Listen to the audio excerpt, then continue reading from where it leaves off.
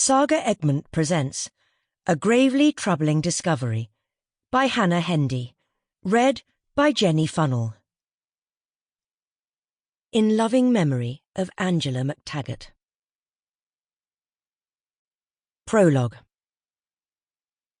Monday mornings were nearly always ghastly, even with the false confidence of the warm sun rising slowly in the sky through her office window. In Rose's humble opinion, summer always came a little too early. By the time she had bullied Seren into swapping out her winter wardrobe for her warm weather one, it was almost always nearly over. Still, it was early enough in the day that the students and teachers were all on their way in, and she was hidden away in her tiny office. She had meant to spend her first few hours of the week going through some of the Year 11 mock exam work, or even arranging to call a few parents. The work of a deputy head was never done. But instead, she found herself reaching over behind the laptop and pulling the ring binder from the shelving unit, where she kept her most important files and folders. It didn't look like much from the outside, just a plain old ring binder, but inside was a veritable treasure trove of intricate plans and schemes. Years' worth of information, carefully curated by herself, and filed away to preserve the delicate knowledge inside. She peeled back the front cover and delved in with red marker pen. Of course, she usually planned everything on the computer, using the internet to search for the exact thing she wanted. But planning a wedding this important, Rose reasoned, couldn't be constrained by the confines of a few pixels and underground phone lines. The binder was a carefully constructed Bible of wedding plans, tailor-made for Rose's best friend, Seren, and her fiancé, school security guard Gary Matthews. Put together by Rose, obviously, but she did occasionally ask for Seren's approval. Most of the time, anyway. The catering had been easy to sort out. The school canteen would provide.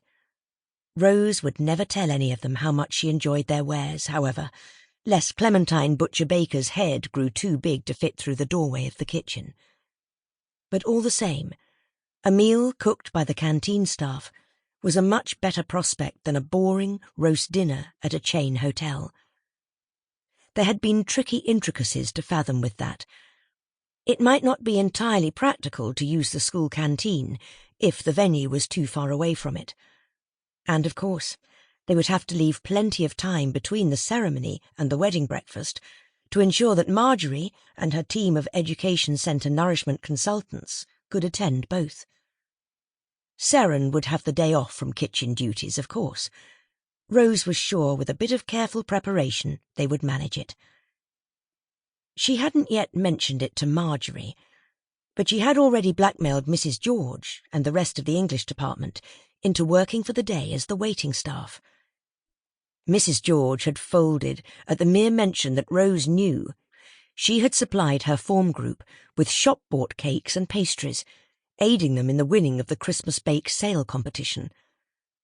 Rose hadn't even known it was a sure fact when she'd made the accusation, only noticing that the edible gingerbread diorama of the crucible looked far too perfect to be homemade. The dress was the most difficult piece of the puzzle, of course, aside from the ever-elusive venue. Rose felt as though they must have trawled most of the country now, looking for the perfect dress and place. A few times during this search, Seren had appeared happy with some boring plain dress or other, even the occasional smart trouser suit, but Rose knew that the right dress simply hadn't revealed itself yet. Seren had done a lot for her, still did a lot for her, and it all needed to be impeccable. Through the window, the sound of drilling began again, and Rose winced. They seemed to be taking forever to finish the new playground.